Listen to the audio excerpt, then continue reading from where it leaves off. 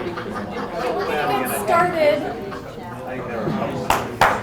So I'm going to call the meeting to order. Welcome, and we're going to get started with the Pledge of Allegiance, and the flag is behind us. I pledge allegiance to the flag of the United States of America and to the republic for which it stands, one nation, under God, indivisible, with liberty and justice for all. So we'll start with a roll call. Don, you want to start us off? Okay. Don Feldman.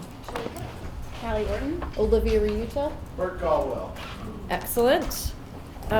For those of you who were here last month, we have better attendance from the council this month. Thanks for being patient with us. And the approval of the April 9th regular meeting minutes, because we didn't have a quorum last time, we didn't vote on anything. There was a discussion that happened, so we weren't able to approve April's minutes in May, so we're approving them.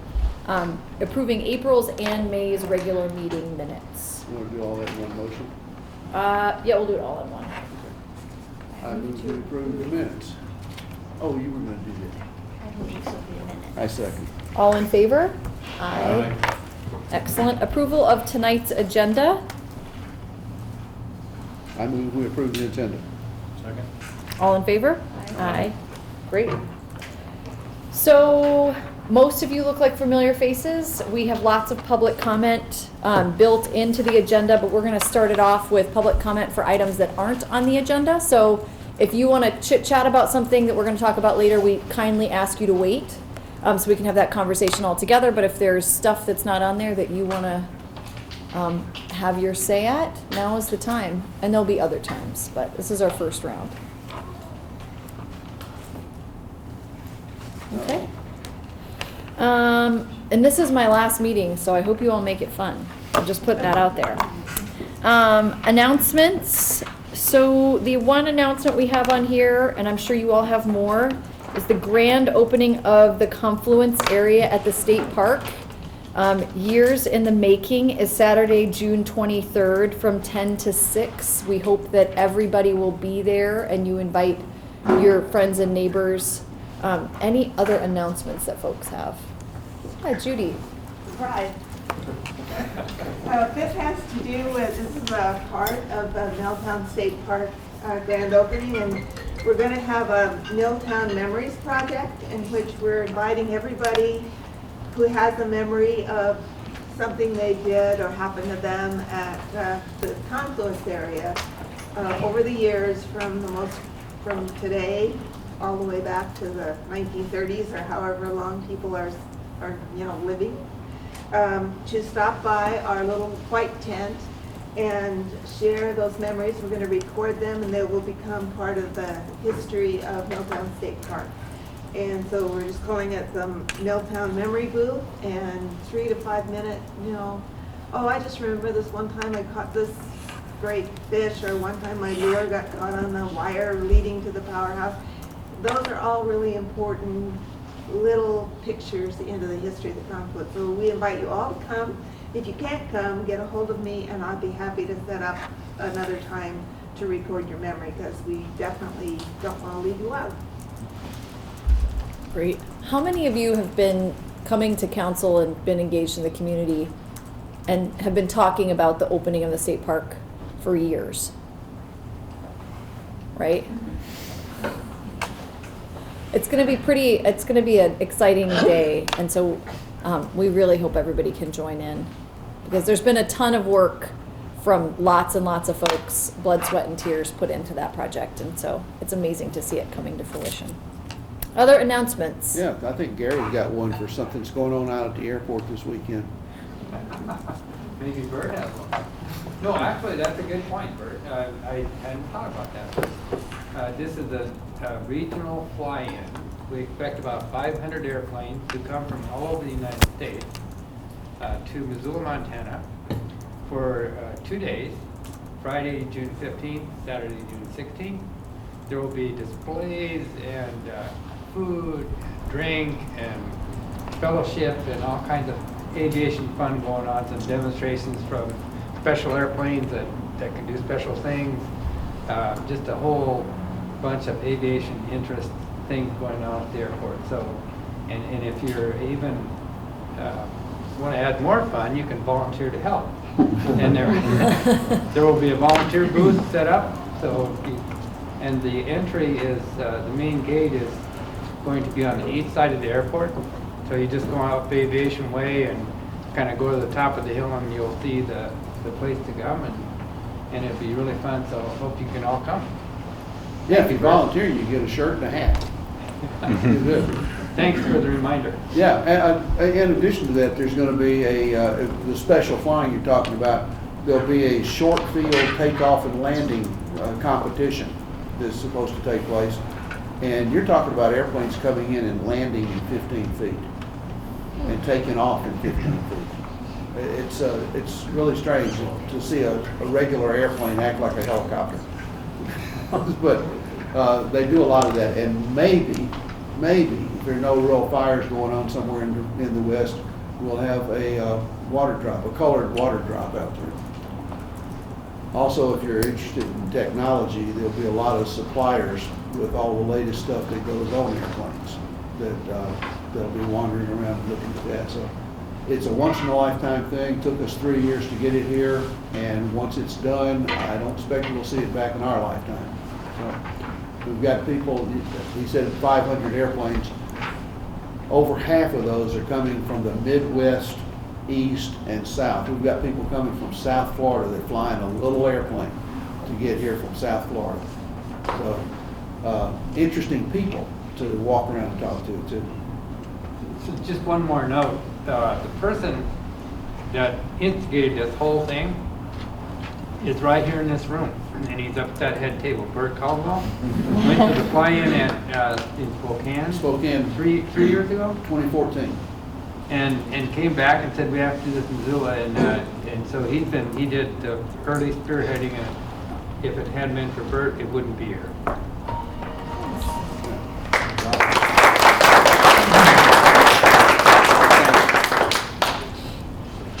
Other announcements? 15, 16. Okay. We have 2 guest speakers tonight. We're going to start with Dory Brownlow to discuss the Bonner Mill Tax Increment Industrial District. Bert, do you want to add to that? Yeah, the TIF district is in beginning stages of developing a work plan for near and long-term future, and Dory and her crew are going to give us an update on what that means. I mean, it's a lot of words, but she's got a slide presentation. We'll cut the lights and go ahead, Dory. Okay, well, I'm going to introduce the speakers and our consultants. I'm Dory Brownlow. I work for Missoula County. I manage the tax increment districts. And I was just kind of on the sidelines when the districts were started here, both the Bonner Industrial District, Mill across the street, and then the Bonner West Log Yard. So we're at a time where we want to start planning of projects, public infrastructure projects and improvements. And in doing so, we wanted to reach out to, of course, the property owners, and also have met with the school, and now want to meet with the community council, and met with some county planning staff, health staff. So trying to get a lot of different input, and then they'll put together from that a tentative work plan for property owners and the Missoula Development Authority Board and the county commissioners to look at. So from Community Development Services, Janet Cornish and Lynette Windemaker are here for 2 days. Lots of meetings with people, and happy that we could get on your agenda for tonight.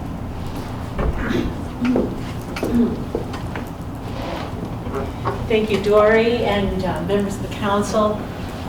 You may want to scoot around. Can you see from Yeah, we can where see, you okay. are? Okay, thank you. Well, thanks everybody for coming here. As Dory mentioned, the Missoula County has asked Lynette and me to prepare a work plan and for the Bonner Mill Tax Increment Financing Industrial District, and also kind of a preliminary summary work plan, or at least an identification of projects at the West Log Yard.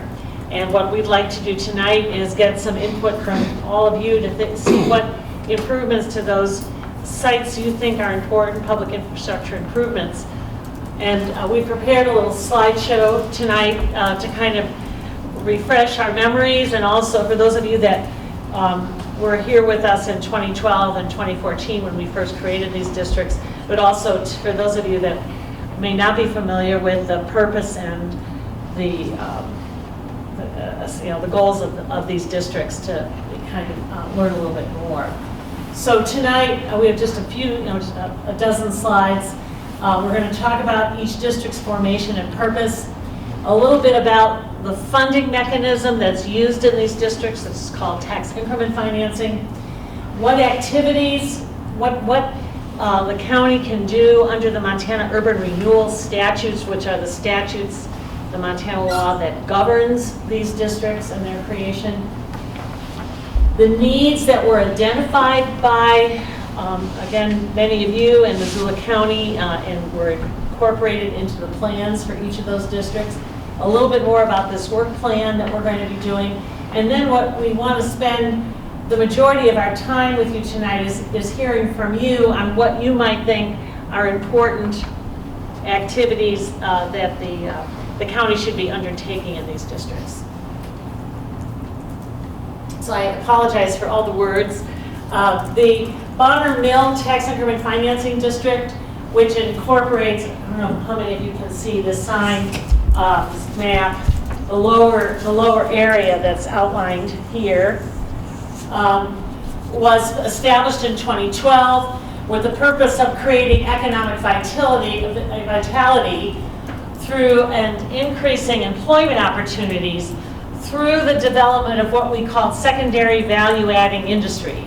And what that really means is industries that change products from one form to another, whether it's furniture out of wood, or there's a variety of things, manufacturing, beer out of hops. It's the whole process of changing things from one form to another.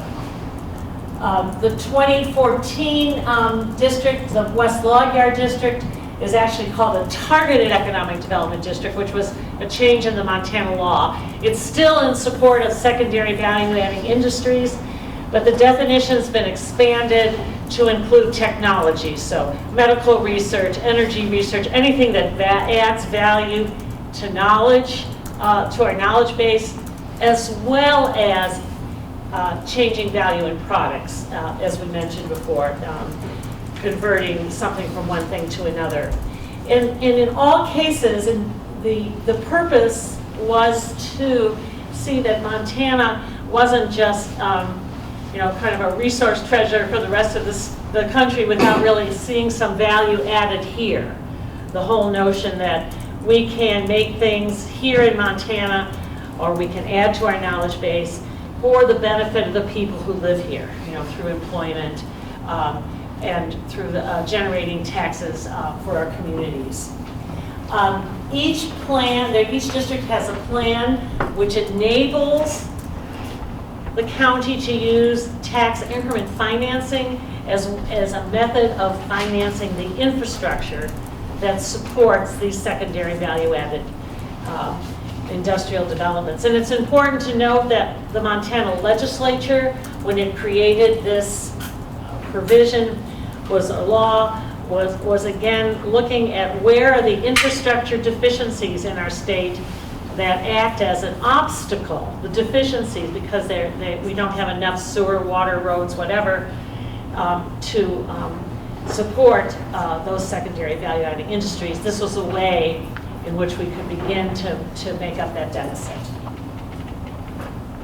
So a little bit about what tax increment financing is, and when I should also mention the Bonner, or the West Log Yard, is this area above. So these are the two districts, the West Log Yard and then the Bonner Mill area.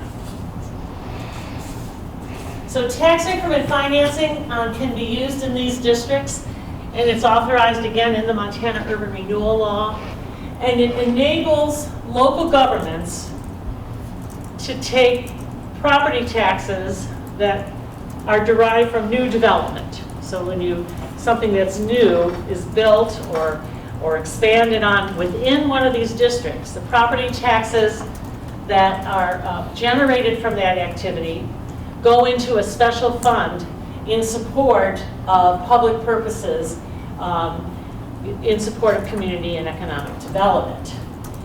The TIF provision, it's really important, does not add any new taxes. There's no additional tax associated with this. It's taxes that would be paid anyway. So rather, it's the way those taxes are distributed once they're collected. And it's only on the new portion of money that's generated within that district.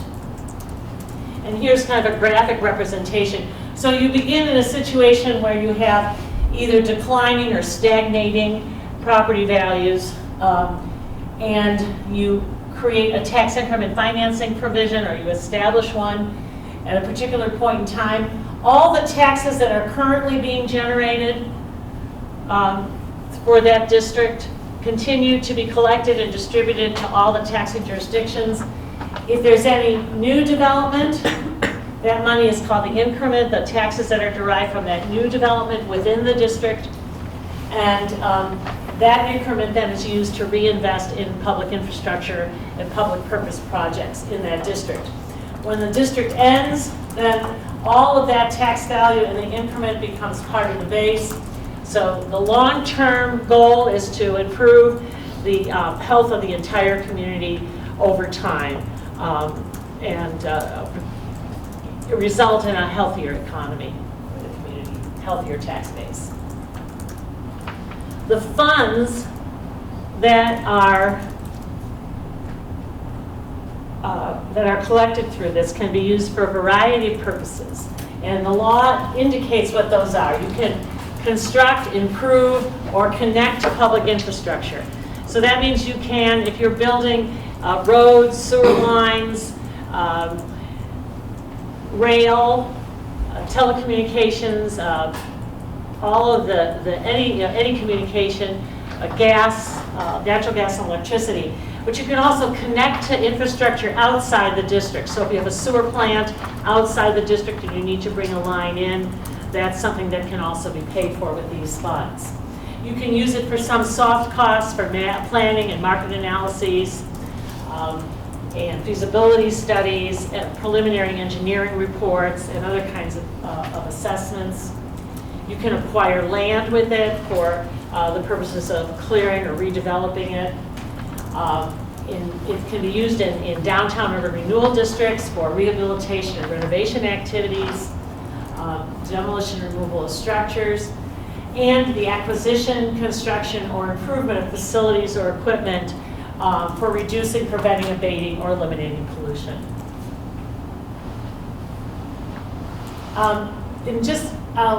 Before I mention this, the other thing that you can do is with those dollars is you can match other funds. You can use the funds to match federal and state grants, or if a local community were to establish a special improvement district, a rural special improvement district in an industrial district, you could use that money then to match that with TIF money and get a federal or state grant. There's a number of things that you can do. You can use the money to incur debt and pay off a bond over time. Within each of the plans for the district, we identified certain general types of infrastructure needs. Within the Bonner Mill TIF, at the time, 6 years ago, we identified transportation improvements to include upgrades to Highway 200, some internal road building. Again, that would have to be publicly, typically publicly owned streets, rail service extensions. We also identified water, sewer, gas, electrical, telephone, cable, fiber, and stormwater. All of those were service upgrades. We also identified, we heard from the public and members of the county staff about the removal of the repository that had been capped, the industrial debris throughout the area, and also improvements overall to the Blackfoot River corridor, including bank restoration, connectivity, such as trails and pedestrian ways, and other types of connections, and visual screening or buffering. In the West Log Yard, we had similar types of infrastructures improvements identified. The adequate roads and associated improvements, sidewalks, curbs, and gutters, fire and emergency services, utilities, installation and upgrades to the sewer and water, and neighborhood buffering. So you're seeing there's quite a similarity between the two districts, and then again, the same kinds of services upgrades. Those are identified in the plan in general sorts of ways, and that's why we're interested. Now, our current effort is to find the priorities, and as Dory said, we're ways into these now. We're 4 years into the West Log Yard and 6 years into the Bonner Mill Tiffin, and we'd like to now focus our efforts on identifying more specific projects, timelines, whatever constraints there might be. What are the projects that you think are important? And we can also talk about programs. For example, some communities have used their tax increment financing monies and other funds to create revolving loan funds. They've done, market studies, a variety of programs, but also, capital projects like sewer and water systems. Setting priorities, we're going to be looking at the timing, what the funding strategies might be. Are we going to use TIF dollars and other funds? Are we going to look at debt financing versus cash? What are some of the constraints and challenges? And we're going to do a more detailed plan for the Bonner Mill Tax Increment Financing Industrial District and more of a summary plan for the West Log Yard Targeted Economic Development District. So with that, I would like to open this up for discussion and hear from you as to what kinds of things you think the county should be focusing on in these districts. But I'd be happy to start out by answering if anybody has any questions before we get into that conversation about any of the information we presented. Yes, sir. Is there a boundary in which the funds need to be used? Is it the community or is it the It's the within TIF those itself? districts. The exception to that is like, sidewalks that might go around the boundary or paths, or if you have connecting infrastructure. Let's say if you were going to bring a sewer line in, Sure. part of that would have to be outside the district perhaps. But yes, in general, the money has to either be spent in the district or have a direct benefit to the district. Did you want to add to that, Dory? Okay. Any other specific questions before we? Yeah, I got one. Yes, sir. I might have two. Somebody asked me today if this TIF has been bonded, and I don't know what that means. Okay, so first of all, what it means is that, projects might be, if you have $1 million project, Right. and you're only seeing $100,000 a year in receipts, you would borrow against that amount of money. Okay. And a bond is essentially a debt instrument. The county would issue bonds. In other words, it would say we are incurring this debt, and we are, someone can buy a bond, and at the end of the period that bond matures, that person gets that bond plus some interest. Has the Bonner Mill TIF been bonded? It has not. Has not. And the other part of your question is that a bond, the TIF districts last for 15 years unless you bond, and then you can extend that district until you pay off the bond, but no longer than an additional 25 years. Okay. Second question. On your chart on slide 5, at the end of the bond, at the end of the TIF, everything goes back into the tax base. Correct. Is that local or is that countywide spread? It's all the jurisdictions that levy mills. Right. So it's the school mill, it's the county mills, it's the 95 state mills for education.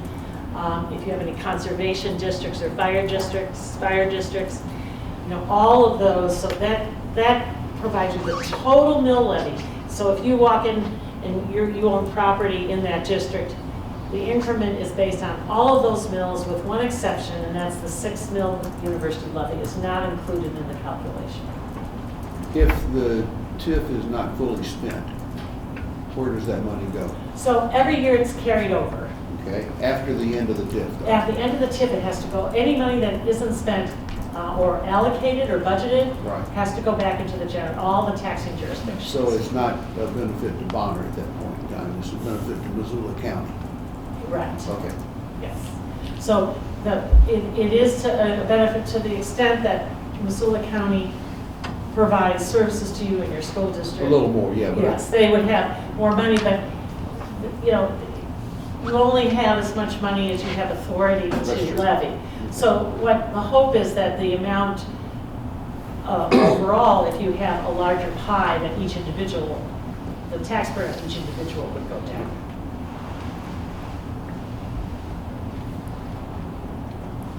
Yes. If you're, say like the Bonner Mill tip sunsets, can that increment transfer then over to the west yard?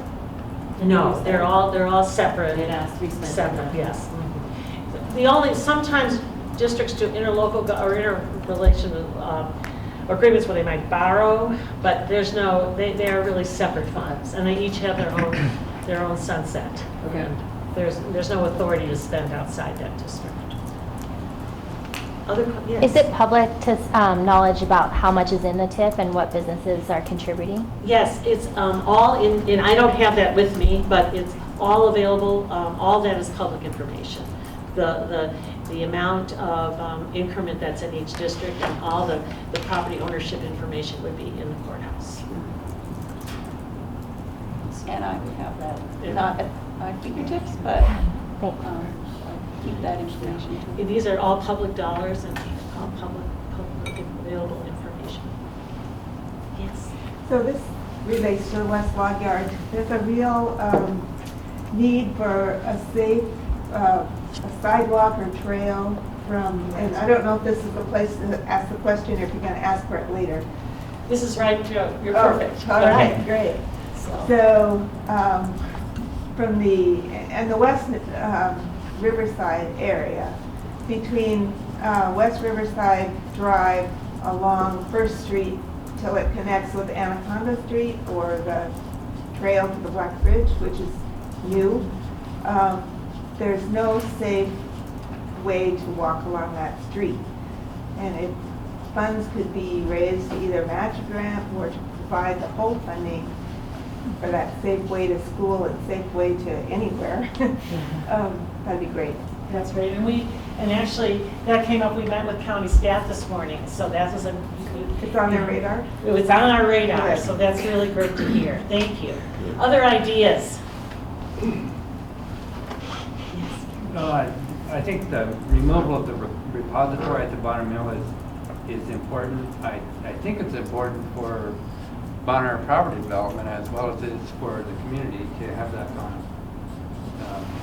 So that would be one. And in a fire station, our fire station, I believe, is becoming somewhat overcrowded and with a greater need for more space. And so that either the Bonner Mill property or the West Lock Yard would be a great asset for the community. Now, and again, that's a case where you can establish the percentage of use from those two districts. There's a case to be made, or at least some cost sharing based on that. Good. What else? Other ideas? It's the quietest this crowd's been in about a year.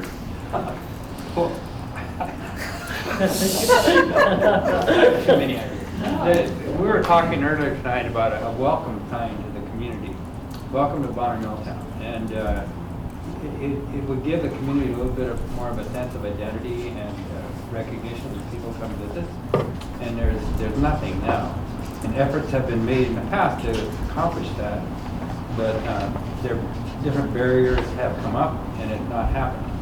So some kind of a welcome to Bonner Milltown would be good. Yes, ma'am. Can I add to his comment? Absolutely. I'm with the East Missoula Community Council, and we're in the middle of that right now. So what we did was we hit that same road bump So we went over to Helena to meet with Ed Matthews at the MDT, and they made a change in the law this past spring to enable us to do what we're doing and putting a great big 8-foot wide, 4-foot tall sign, "Welcome to East Missoula," right there at the interstate. So I don't know where your planned location is, but if you want to follow in our footsteps, we just got the variance expense waived today at this morning's county commissioners meeting. And if you guys are wanting to put up a sign, I can get with you. If you guys get a committee together to do that, we'd be happy to walk you through our steps, because you're just going to be following right in our footsteps. We're paving the way for you. Where's your sign gonna go? It's right there. You know where Frank Moss or Jim Moss's barber shop Yeah. is? Yeah. He's got where it comes to a point, so that's unusable space, where his parking lot is nice and square. There's a tree and then it triangles off. He's gonna let us put it right there so that it's totally visible as you're coming from Missoula on the frontage road, coming into East Missoula. It'll be a perfect viewpoint. And also when you're coming down off the interstate, you'll be able to see it right there too, so.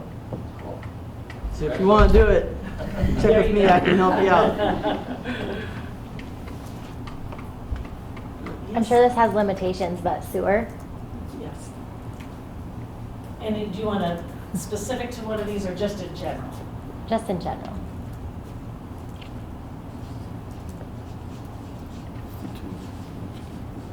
Anything you want to add to that? Any characterizing it in any way? Just, or- I think that it would help business development, just like as far as thinking about the Milltown market and the hurdles that they needed to cross because of the lack of sewer.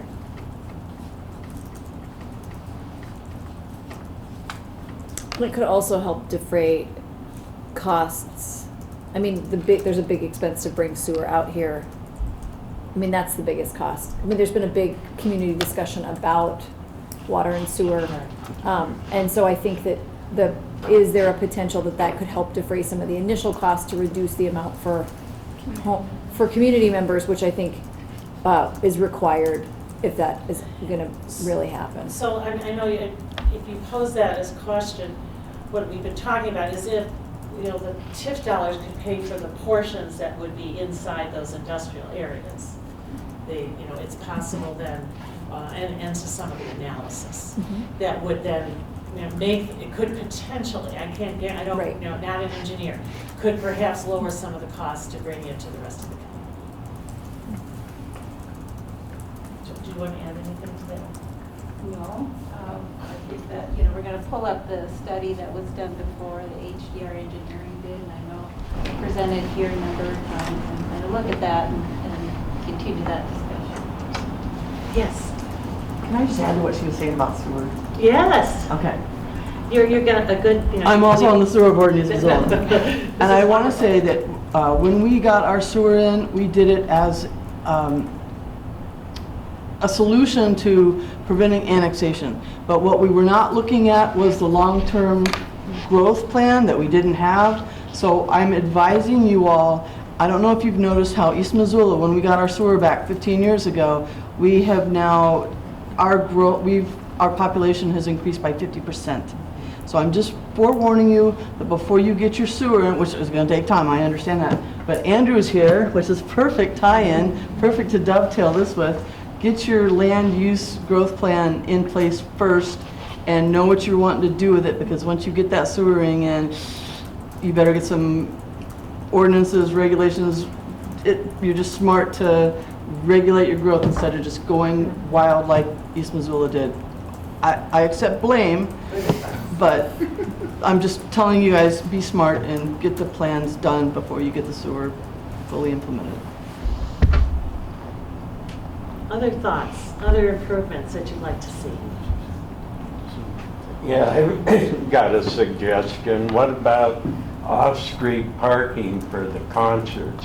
Seems kind of dangerous to line a state highway with cars when But there's parking within 100 acres inside the district. over there. Parking inside.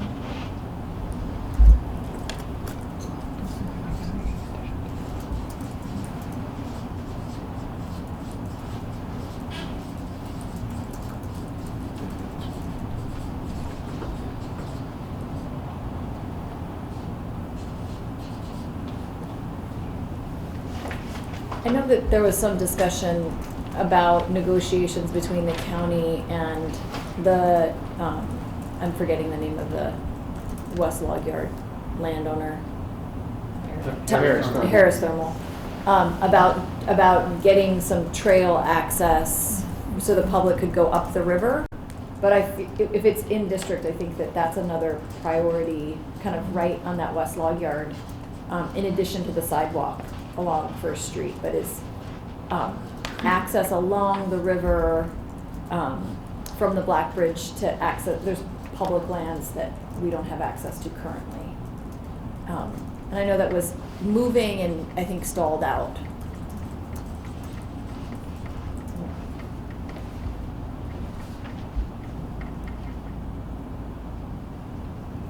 Deep thoughts? Anything else? Well, we encourage you to, through your chair, who can relay it to Dory. If you're walking down the street in the next couple of weeks and you think, I should have mentioned that. That's what you see. Maybe now that we're talking about it, you'll be a little more, you might spend a little more time thinking about it. And if something occurs to you that would be useful for us to include in this work plan, please let us know. All right, thank you. Thank you Any very other much. questions? For tonight? So, thank you. Thank you. Thank you Yeah, very much. thanks for coming.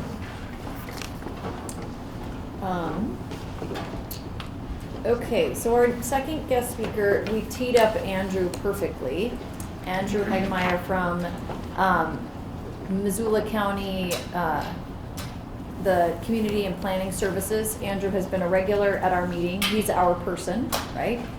And has been talking to us for the last couple of months about the updated land use map that the county is working on, and hopefully you all have provided input on. Yeah. I'll give more of an update in the presentation. Dan, you got off easy. You guys shouldn't leave. You should wait till Steve goes. You wait till Steve goes. So yeah, we've been working on our land use map. As Dee mentioned, it's a good idea to get that in order before you get a bunch of growth coming in. But we really started this process about a year ago when we did the visioning. We held a workshop over at the barn. And then in March, we had another workshop, again at the barn. Yeah, that was in March. So this will be the third in the series of meetings on our land use map, and this one's going to be a lot easier. We're going to have an open house, and it's at 6 p.m. June 19th at the Red Barn. Oh, that's the Lions Park over in West Riverside. I think it's 1305 Hagelin. Is that pronounced correctly? Yep. All right, there you got the address, you got the time. So go home from work, have some dinner, right, and come to the open house, and I'll give you a cookie. It's a simple. So what's different about the open house is you can come and go as you please. So there's not like a big presentation at the beginning, and then I'm not going to make you sit there for 2 hours.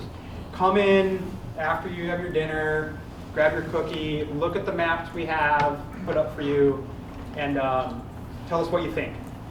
And then you're free to go. You can stay for the whole hour and a half if you want. You can stay for 5 minutes. It's up to you. But it's a real easy ask for you to come. Real easy ask. So what we're going to do at the open house is we're going to look at what you said at the March meeting. So at the March meeting, we kind of asked you where you want growth to kind of happen in the area. We're going to look at your input. And then the next station, you'll look at kind of what the draft map's starting to look like. Based off of what you said and based off of things like where sewer is, which not here, where the roads are and things like that, what that might start to look like. It's really, really general at this point. But what we want is, we're calling it a concept, what we want is feedback on what you're thinking of that concept, so we can then start actually drafting a map. We're gonna, for next steps, after you come to the meeting and give us really great input, then we're gonna start working on drafting a map, which we'll hopefully have done sometime in August. And then we're probably gonna force you to have one more meeting. And then, show you the draft now. And then we'll be done with you, and I won't come bother you. I'll still come to the meetings, I just won't come bother you all. Yes? You said that it's at 6 p.m. and then you mentioned it maybe being an hour and a half, so is it 6 to 7:30 is the open house? Yes, 6 to 7:30. Okay. Yes, yeah. East Missoula, we're doing East Missoula tomorrow, and theirs is a different time, it's 7 to 8:30. We're just doing it during their community council meeting. But, yeah. And you can also look at this information online, and we have that interactive mapping tool we got that back up, and you can see what that concept looks like a little bit on, and that's MissoulaAreaMapping.com. So June 19th, I'm going to memorize all of your faces. You're all going to come, at least for 5 minutes. I'll give you a cookie. Right. Any questions from anybody? Yeah, that's 106 Haglin. 1305 Haglin. It's just go down the straight in West Ridge side of the ball fields, and it's Yeah, Steve, you hit First Street and go all the way in until you can't go anymore, take a right. Great. Thanks, Andrew. Okay, time for our bouquet period, where we celebrate those in our community who have gone above and beyond. I got one. Thank you for all you've done over time.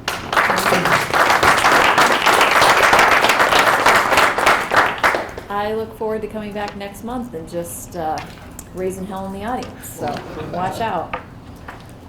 Other bouquets. Gary?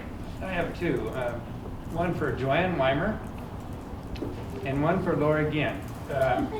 These two went to the TIF hearing and gave comments that was thoughtful and informative and courteously given, and I really appreciated your doing that.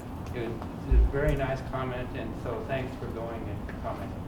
Thank you too, Gary, for always being there too, so right back at you. She did it all though, I didn't go. She did the letter, she wrote the letter, yeah, that they read, yep. Judy? I'd like to thank the volunteers who turned out to help with our Perk Up the Park project. We scheduled it in May, it rained, we scheduled it in June, it snowed and hailed. And people came even though it was really a bad day, and we weren't able to paint, but we were able to get horseshoe pits that cleaned out. We took down some broken play equipment so that we could put up some new, and we had a really good time, and I'd like to especially point out Chuck Erickson, who is able to fix anything, I think, and does for us over there. So it was a good time, and we'll probably be doing some more things during the summer, but we're going to wait until we're pretty sure it's not going to rain every weekend. So thanks to everybody who helped. Thanks, Judy. Anyone else? Excellent. Public comment? Items not on the agenda? Okay, communications? Yeah, we had one communication. I think I listed it here. You did. From Bruce Hall, for your consideration and action. On a tour this evening of the new trail, and that was Sunday the 3rd, leading to the confluence, I noticed that all bridges are tagged with graffiti. Some is visible from above the bridges, but there's a lot beneath as well. I was particularly concerned about graffiti on the Black Bridge. It's my experience that graffiti left in place only encourages more. I worked closely with the previous school superintendent ensuring graffiti on the VDG property or school property was removed and painted over in a timely fashion. Doing so virtually eliminated the problem. I'm not certain who's responsible for the new features and bridges in the community, but if graffiti is left unabated, it will become pervasive. Just a heads up that perhaps the council will pursue in an upcoming meeting. Thanks, Bruce Hall. Okay, That's it. great. Treasurer's report? We have $1,144.17 in our bank account, but that was before I wrote a check for $75 to the Bonner School for meetings this summer. Great. I also have, may I use the sheet that's in there? A request for funds to turn in later this week. And I'm not really sure how, do we just look at it? What do we do with this? I based it on previous budgets and added added a line item for secretarial assistance. Just for fun.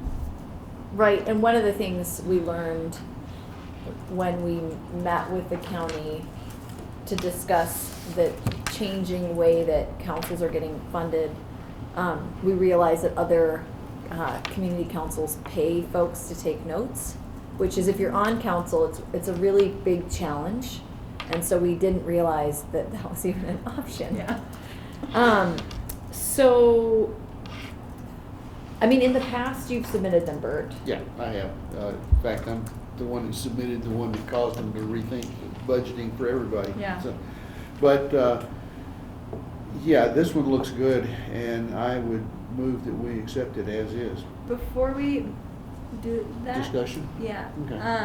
Are we wanting to save funds for any special projects? Do we maybe foresee special projects coming up next year? Because I don't think they're gonna give. No, I don't think they're gonna give us anything, but, you know. Well, out of our $1,100, we could probably save some, but we don't have a special project at this point. Okay, great. Okay. I will allow you to move it now. Okay. Give me a second. I'll second. All in favor? Aye. Thanks, Callie. Yeah. Okay, action items. We don't have any action items today, so we move on to discussion items. And our only discussion item is the status of the Project Spokane fan upgrade at the Bonner Mill. I'll just turn it over to you just a second, but the only comment I would make is, and I think everybody should have gotten an email, but after we presented to the TIF board a request for funding of the fan blades, it was not approved, and shortly thereafter we met with Project Spokane, and we've now ordered the fan blades and the other equipment that it's going to take to change those fan blades. So 394 fan blades were ordered, and I'll let Jason fill you in on but I know they were ordered that day or the next day, so I'll turn it over to Jason with him. Yeah, basically the following day, we went ahead and placed the order for the fans after the TIF turned us down, because we still want to move forward with trying to take care of the issue and be good neighbors. And the first shipment of fans should be here within 3 to 4 weeks approximately, and we will start installing them on the roof pretty much as soon as they come in. We'll start. It'll take some time, but that's the goal, is to get all these things replaced as fast as possible so that we can help mitigate this issue that has been affecting everybody. So, yes. I seen Mike's write-up in the paper about Mike Bone. Bain? Somebody's. Yeah, Mike Bain. I seen the editorial, and I tried to call you guys. You gotta fix your phone or something. I don't think I ever had a problem getting called. But I did. I was gonna call you and tell them that was a good deal. Thank you. I did notice in the paper. Appreciate it. So thumbs up to you guys. Great. How long do you anticipate it taking to be done installing the fans? Completely? Yeah, by the time the snow flies, or? Oh yes, yeah. I think that's fair to say. It's a lot, and they have to manufacture these from scratch. They're not just ones. They were specifically designed for our purpose. So we've already placed the order the next day after the TIF meeting, and it should be about 3 to 4 weeks now before we receive the first shipment of them. And the first shipment should be enough to do the entire rooftop, which is the main source of most of the noise, according to Sean Connolly. So that's what we're going to start working on as soon as they come in. So.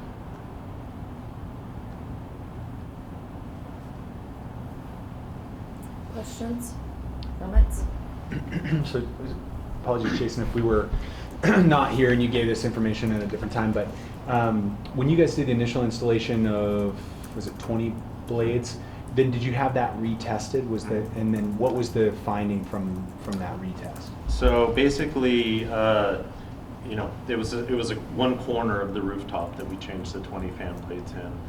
Sean Connolly came back out, ran tests the same spots that he had up on the roof before, and there was a 10 decibel drop, which is what we were hoping for. And the big thing, even above the decibel drop, which is significant, is getting rid of that spike of those frequencies that he talked about as being what our ears are picking up on so much, that kind of hum. I think that's what's going to that. So. And how long were you guys able to, how long did it take you to do 20 blades? Well, I mean, that was done over several weeks, and a lot of that was weather. Sure. Getting the, I mean, that was part of the issue all along, was we had these blades sitting there, but we had to wait till the weather was safe enough to install them. So obviously we live in Montana, as we saw today. Weather is weather, but our goal is to change these as fast as possible. Sure. What does it take when, like, if you're going to just change, if somebody's going to go up there, obviously there's time it takes to deliver it to the roof, and but how long does it take to change one blade? Typically, on average, it can take a couple of hours per blade, just depending on, you know, there's shivs that have to be changed from one prop to the next. Sometimes they're more difficult to get off than others, but usually a couple of hours if everything's going smooth. So, yeah. Okay, quick question. Assuming that this works, that would be awesome. And if it doesn't, do you guys have Plan B? Or have you thought about Plan B? You bet. Well, it should work. It should reduce the noise level by half, and they're working every day on new design, and I would assume that if this doesn't work, that they'll just continue to do that and get it solved.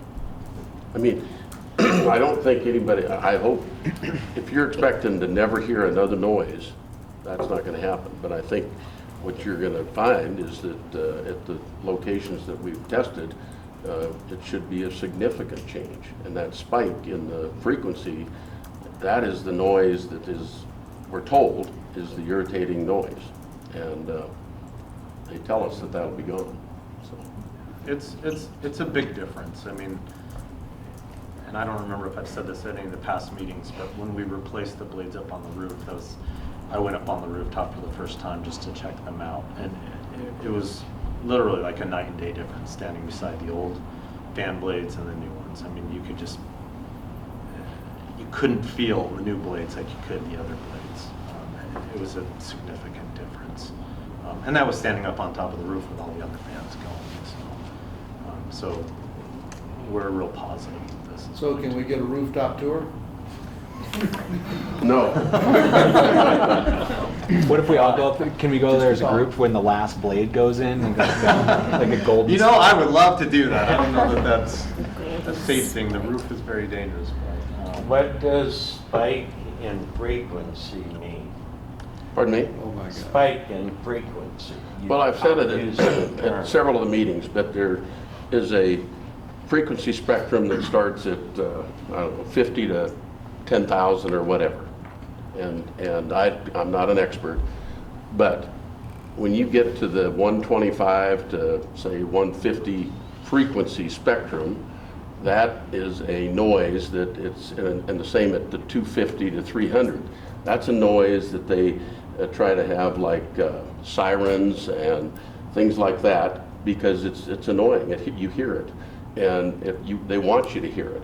And those, and if you've seen, we passed them out, but the graphs show that when it starts out, the frequency level and the dB level might be here, and then you'll just see a spike, and then it'll come down, and then it'll go, and then another one at 250.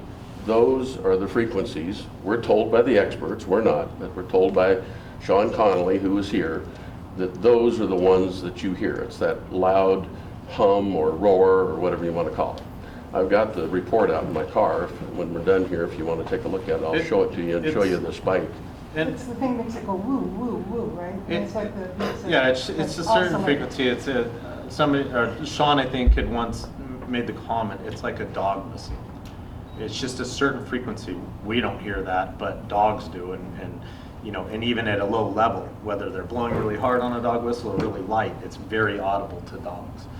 It's kind of the same situation, from what I gather from them. Again, I'm not an acoustical engineer either, but that made sense to me, in that there's just certain frequencies that the human ear picks up on, like Steve was saying. When I went up on the roof after we installed those 20 fans, he had his little gauge or meter, and you could see, if we walked over to the old fan blades, you can just see the meter, and then it pops up, and then it goes, and then it pops up again, and then it just drops off into the other frequencies.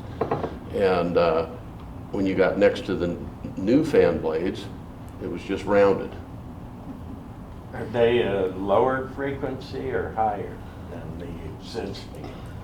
Let me go get the document, and then I'll just show it to you. I think that'll be the easiest to understand.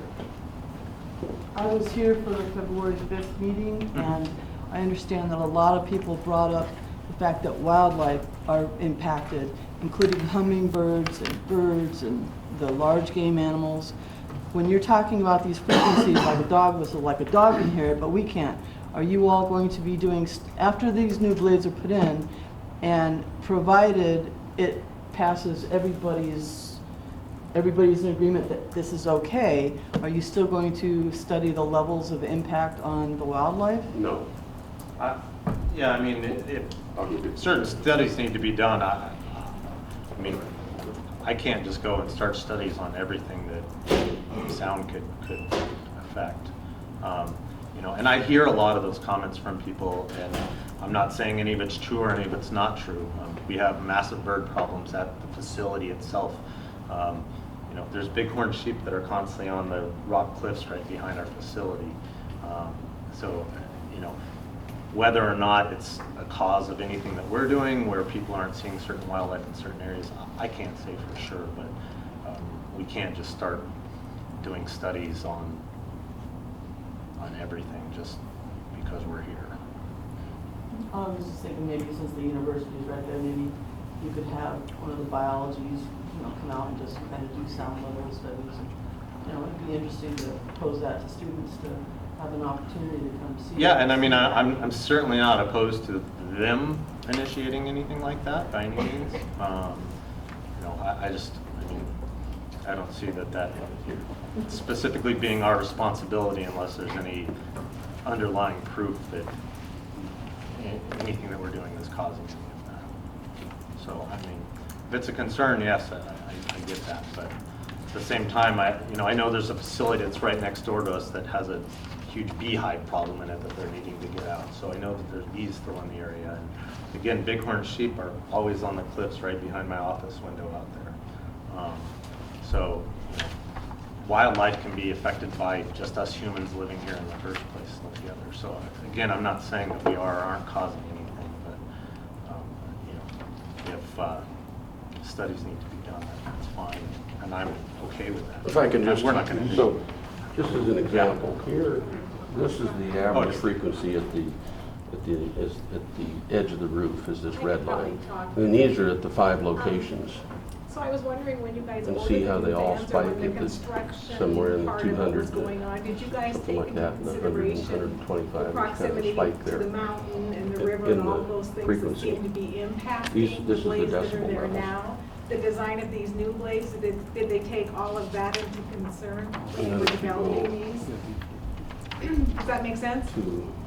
Yeah, I think I hear what you're saying. Because they were saying that they thought that was one of the factors, was the way that it bounced off the mountain and dispersed the sound. So Yeah. are the new blades going to be affected the same way by the same demographics that were sitting there? I think that exists regardless, whether it's me blowing an air horn up on the roof, or it's a fan blade, or it's a truck driving by. I think the acoustics of nature, we can't change that. So, and I don't know.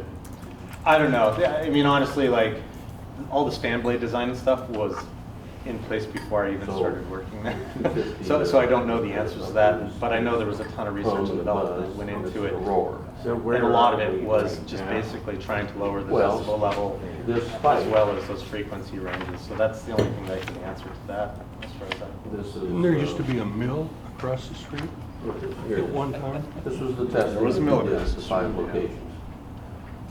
I would, That's the decibel levels My are office high. is, if This you frequency pull in through the guard is up shack, there. Every we're one of straight them. back to the right. Every location you can go You see the sheep on which side of the river? in there. and On the far side. there is high. We're on the other side, and we used to have 36, 40. Right now, we're down to what, maybe 6. Just saying.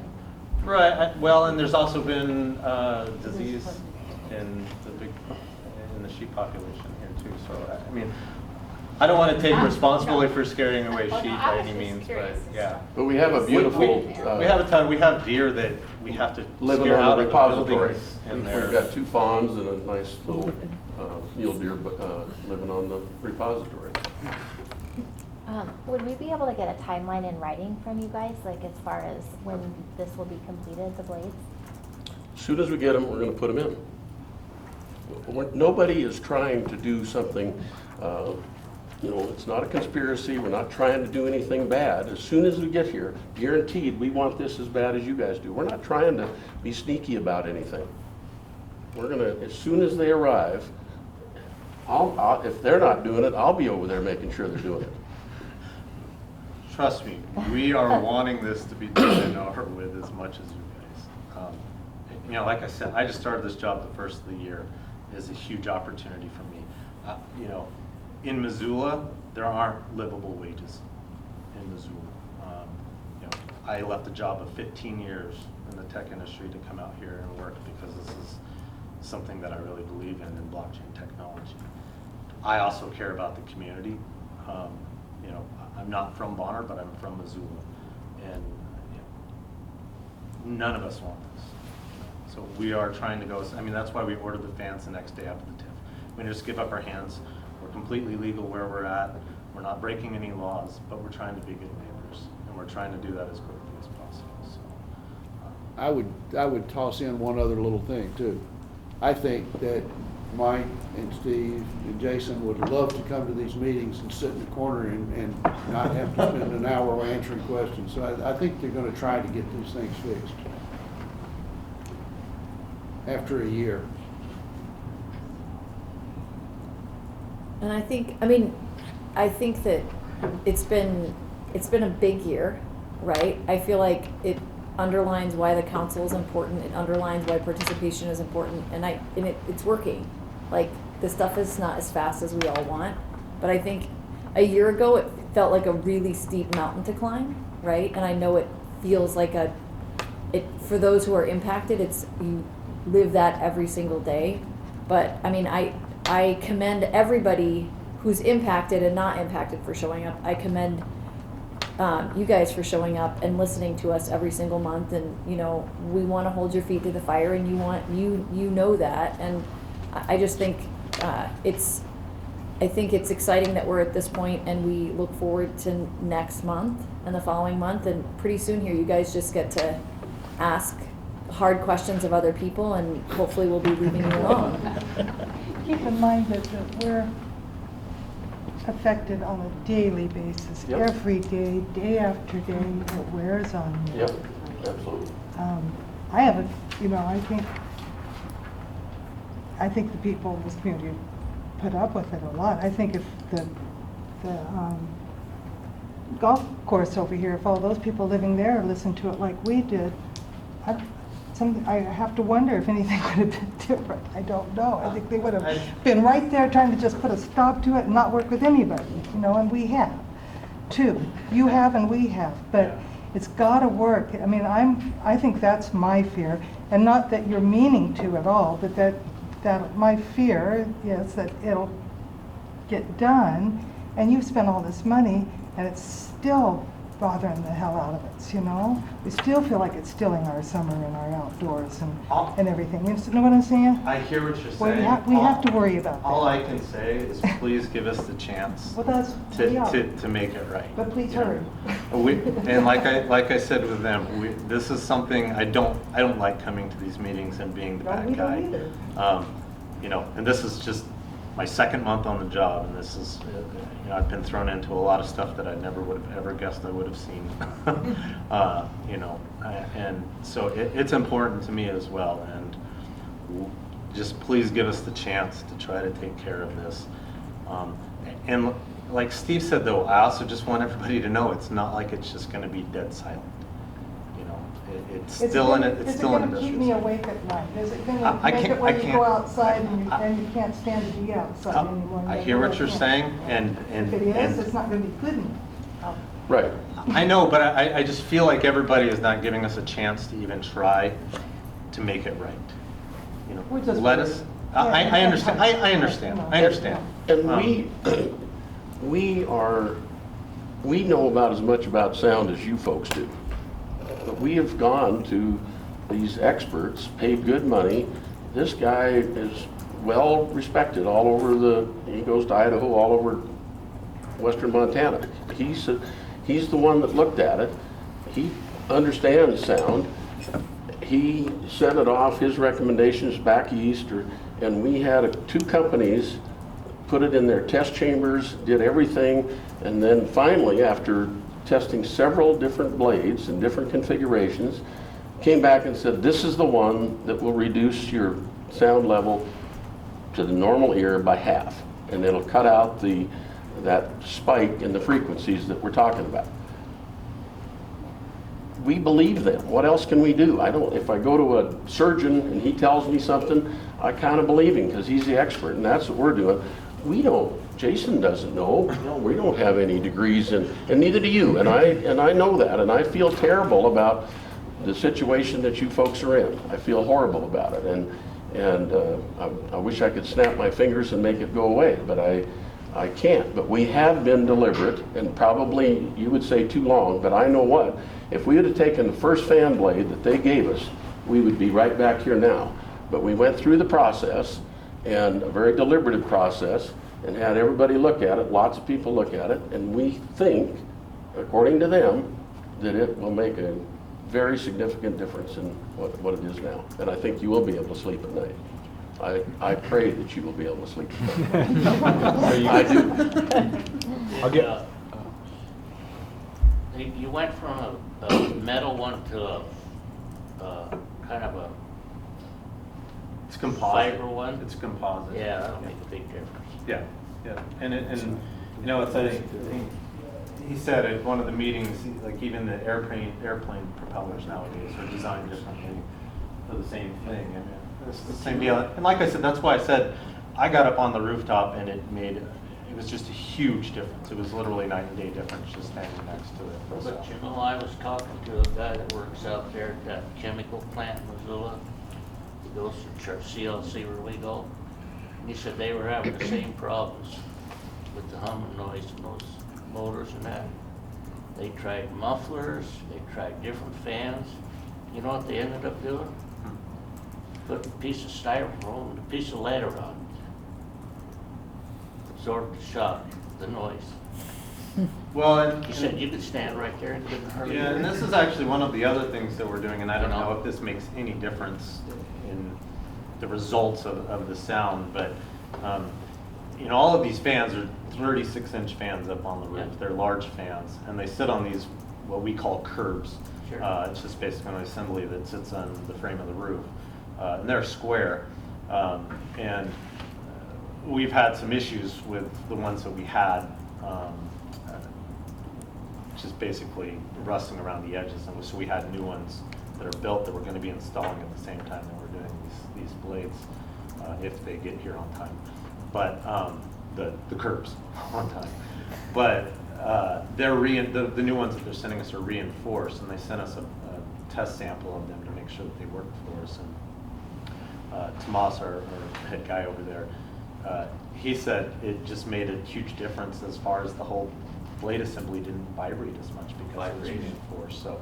That's so- what- so what- th- that may help That's some, what I'm lead- not saying it will or won't, but. That's what lead takes out is the vibration, Yeah. sound and noise. So, you're trying. I know that when We are I was trying. up there on the roof, and I took the sound meter, and I went over to the old fan, and I looked at it, and it was 10 decibels higher than the new fan blade standing next to it. That is significant. So I think if you take 140 fan blades and change them, it's gonna make a difference. It's a significant difference. I think, put that in perspective too. You guys have heard a lot of our anecdotes, so I'll give you one. Our friend of ours, audiologist, we were asking him about this, like what, effects of what does, decibels look like to the human ear. And he said, we said, they expected the new blades to drop the decibels by 10 out of, what was the original, the number he measured at? I can't remember. It was 94. 90 I or think, something. or And 90. he said, he's like, well, the thing you have to understand is that 10 decibels, it's not like 10 out of 90. It's 10 at 10x. Geometric. Yeah. Or yeah, geometric. algorithmic or whatever. Yeah, he's like, that's the difference between a speaking voice and a whisper. So, anecdotally in that conversation, this guy's optimistic about if there is a 10 decibel change that would have some real benefit. Yeah. So, Well, and we're that's what optimistic. Sean Connolly had explained too. It's 10 decibels doesn't sound like a lot out of 90 something. It sounds like 10%, but really to our ears, it's closer to 50%. I'm just curious how big a crew you're hiring to put these fan blades in. Well, we're using existing crew, but we have also we've actually already placed ads at LC Staffing right now for temporary help as well. So. You have looked into, I'm a union sheet metal worker and this is what we do. Have you contacted any of the shops that, people are hungry for work in this town and we pay a really good sustainable wage, to pay for our employees. So I'm just asking if you're hiring people to get crews out there and just get the job done, or if it's just going to be, 1 or 2 men spending a couple hours on each fan blade going. It's going to be, I mean, we're planning on having 4 guys up there doing, 2 guys per fan at a time. That just, assuming says that just what you're saying. that works Sure. out, so. So what are you thinking about, 8 a day, or what's your? Again, I don't know. We're hopeful of that. Possibly even more. But again, a lot of it depends on the weather and just, but that's our main concern is those rooftop fans right now. So. And any expansion you might do in the future, you won't be using fans, correct? You've got new technology? Yeah, it's a completely, any expansion that we've been looking at is a completely different design than what we've How done. come you didn't just redo that design now? Well, because that would require us shutting down and we would go out of business. The business that we're in is a 24/7 business, and you close up shop, you go out of business. So we can't do that under the current circumstances. Unfortunately, we've got such a big operation that what's sitting there is what's there for right now. Go out of business, you can't start up again? What's that? I was just thinking, if you go out of business, you can't start up again. I mean, It's. I don't know the logistics, so I I know. It's just not that simple. So. Okay. I wish it was. I wish we could just do that, but it's just not. One last question. That's not a question. I just want to say about a year ago, a little more than a year ago, I think you guys found out how upset this community really can get. And I'm saying, I'm glad you're trying. I hope it works. And if it doesn't work, we'll all be back to square one again. That's all. Because all this repeating the same thing over and over isn't doing any good. Let's give it a chance. I feel like we're covering a lot of the same ground over and over and over. And I've only been coming to these meetings since February. So yeah, I feel there's a lot of repetitive, but I also understand that that's just because of the huge amount of concern that you guys have. But at the same time, know that we're doing everything in our ability to make sure that we don't have to continue coming under these circumstances, because it's not fun for both sides. So. Okay, well, we will keep this discussion item on the agenda for next month, and one day it's going to come off. That's our goal. And we are all looking forward to that day. Okay, so There's one. one more. Yeah. You? Go for it. It's an add-on to this, is that on June 14th, and I don't have it in my calendar, but there is a meeting with the county to look at a new policy related to blockchain processing and crypto coin business. Okay? Yeah, can I Sure. just add to that real briefly? Sorry. Hi, I'm Diana Mineta. I work for the county also for community claim services like Andrew. And as Bert mentioned, just want to make sure everybody's aware the county commissioners will be holding a hearing this Thursday at 2 o'clock on the topic of cryptocurrency mining in general. They're really interested in hearing from the public, so all of you are welcome to attend and comment. It's not specific to the facility here in Bonner. It's looking at the topic more broadly. If you can't attend the hearing, there's also the opportunity to make comment online or by email to the commissioners. I think I forwarded the information and the website to Bert, so I hope you all have seen that, and I'm happy to send it again. I sent it out, and I think I'll send it again to make sure. It's in the courthouse in room 151? Correct. Right. Okay, public comment, not about this. Yep. I'm Jamie, I'm with the County Planning Office as well, and I'll just give you an update about one project that's going to be moving forward at the Board of Adjustment. You may have remembered Deer Creek Solar, they were going to go out off of Deer Creek Road. We now have a new proposal, and it's for storage units, so it's going to be a special exception, so it goes to the Board of Adjustment. It's for 400 units. We have made them aware of the trail connection that was requested with the Deer Creek Solar Project, so they are interested in talking to City and County Parks about doing that. But I just wanted to give the council a heads up. Lee, if you wouldn't mind telling East Missoula Council just as an FYI too. 400 storage units? Yep. And if one doesn't want these to go in, what should one do? We live out under. Yep. So again, there is a public comment period, and the hearing date is July 18th, and it's also in room 151 of the county courthouse at 7 o'clock p.m. So you can submit comments to our office. Lauren Miller is going to be the case planner for it. Did you say 11 p.m.? 7 p.m. 7 p.m. Sorry. All right. So the community council will be noticed, and then all property owners within 300 feet, there will be a legal ad coming out in the next couple weeks. So then we'll post the property as well. This is just kind of a question. Uh-huh. Is there any kind of evaluation of how many storage units an area needs? Very good question. We have too much junk. Maybe. I mean, no, seriously, I mean, You know, is it just private property and you deal with? Yep. Yeah, we haven't done any sort of evaluation. Cola's can ask that same question, like, when is too many too many? Is this a done deal? Is it going to happen? Well, the Board of Adjustment has the right to approve it, conditionally approve it, or they can deny it. And when was that meeting? I'm sorry. I didn't- July 18th Okay. at 7 o'clock p.m. in room 151 of the courthouse. Thank you. Yep. Great. What, sounds like we'll be there. Our next meeting is July 9th here at Bonner School. I'm just curious if there's feedback. We were in this room specifically today because it was requested, right? No, we've moved because of the layout of the library. Are we and forever going to be in here now? We're back in, yeah, we're in here now. Okay. Well, I mean, maybe it'll make our meetings quicker because we all can't lean back and relax. But it's really loud, especially all summer long once it gets hot in the other room. The agenda items for next month's meeting.